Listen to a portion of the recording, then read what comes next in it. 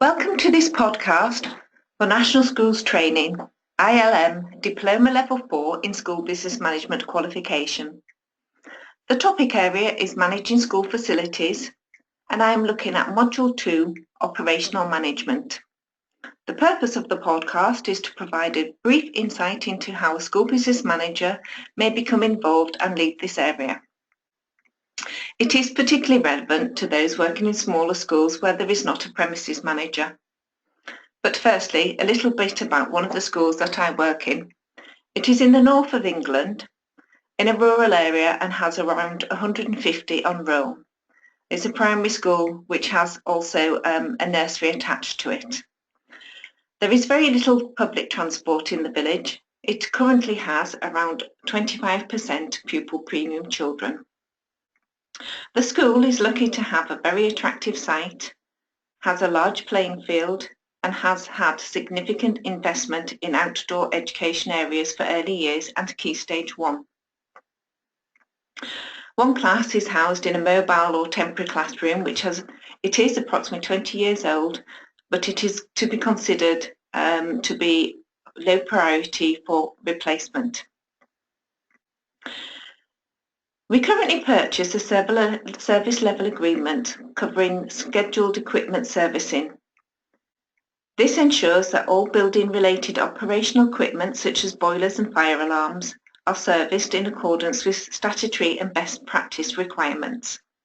The local authority has its own framework of contractors who are all appointed on the basis of cost and quality.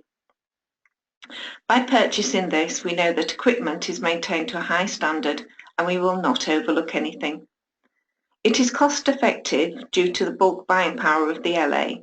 It also covers things such as portable electric equipment testing and the electrical testing that takes place every 5 years of the entire system.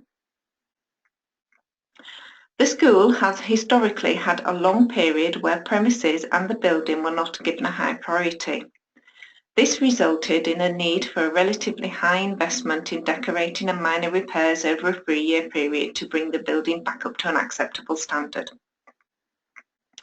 Moving forward, I wanted to look at reducing the level of spending on routine repairs, maintenance and decorating so we can afford to look more strategically at the development of the facilities rather than, as previously, continuing to having to be reactive.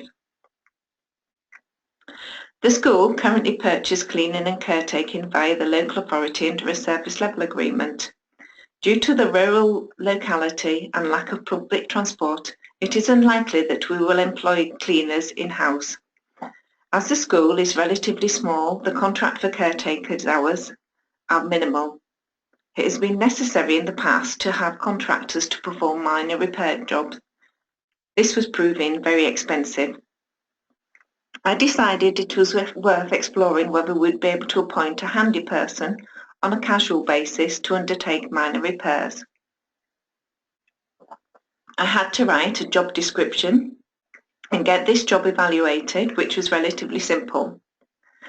The job was advertised on the LA website, which then goes to job search sites for free.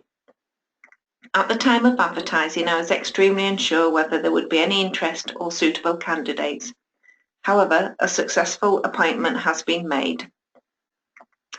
The handy person undertakes all the minor repairs and minor improvements such as replacing door handles, putting up coat hooks, and any sort of minor drain and blocking drains and things.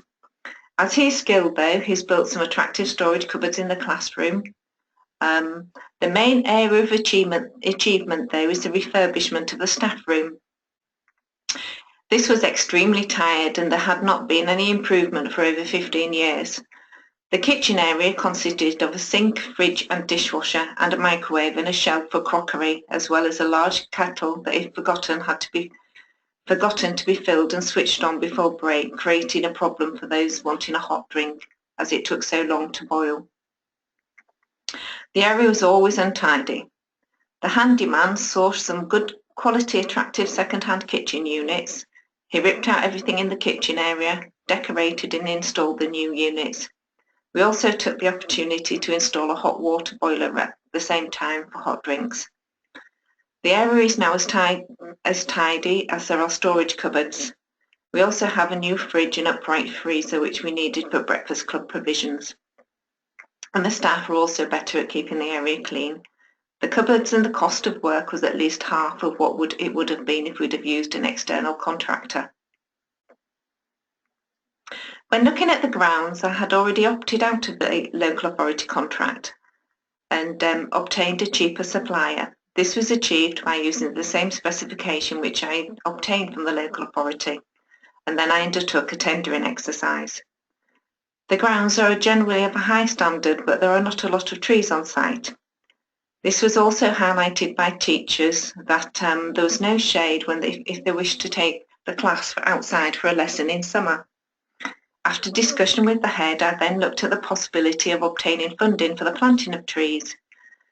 This idea then expanded to the possibility of having a community or a school orchard. I contacted a local independent school who I knew had a large orchard and asked the orchard manager for advice. We particularly wanted local varieties of apples.